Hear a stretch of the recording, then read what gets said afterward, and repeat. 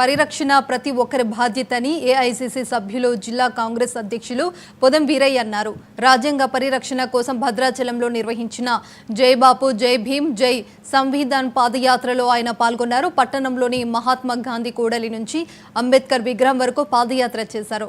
PCC general secretary నియోజకవర్గ coordinator Shri Pramod ఆధ్వర్యంలో నిర్వహించిన ఈ కార్యక్రమంలో ఎమ్మెల్యే తెల్లం వెంకటారావు పాల్గొన్నారు. ఇక రాజకీయ మనుగడ కోసం రాజ్యాంగ స్ఫూర్తిని దెబ్బతీస్తున్నారని శ్రీ ప్రమోద్ ఆవేదన వ్యక్తం చేశారు.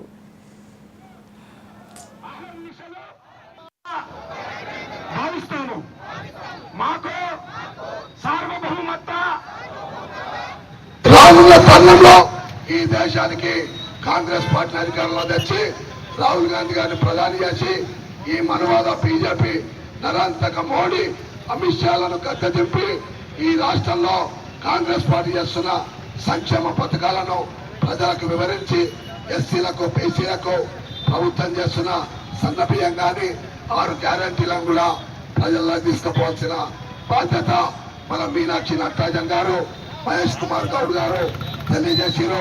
అదేవిధంగా ఎమ్మెల్యే గారి దృష్టికి తీసుకువస్తున్నాం. జిల్లా అధ్యక్షుల వారు తెస్తా ఉన్నాం.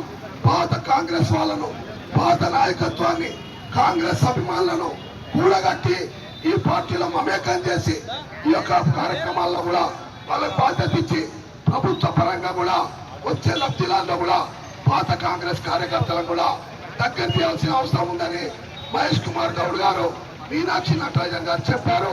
కాబట్టి వెంకట్రావు గారి దృష్టి తీసుకొస్తూ, వీరన్న గారి దృష్టి తీసుకొస్తూ ఖచ్చితమైన కాంగ్రెస్ క్యాడర్ను కాపాడి ఈ దేశ భవిష్యత్తు కోసం బాబాసాహెబ్ రాసిన రాజ్యాంగాన్ని కాపాడుకోవడం కోసం మనం ఈ సంవిధాన కార్యక్రమాన్ని పల్లె పల్లెకు ఇంటింటికి తీసుకుపోవాల్సిన బాధ్యత ఈ రోజు భద్రాచలం నుంచి ప్రారంభమై లౌకిక ప్రజాస్వామ్య గణతంత్ర రాజ్యంగా నిర్మించుకోవడానికి కూడా బాధ్యత తీసుకొని అందరికీ సమాన హక్కులు కల్పించిన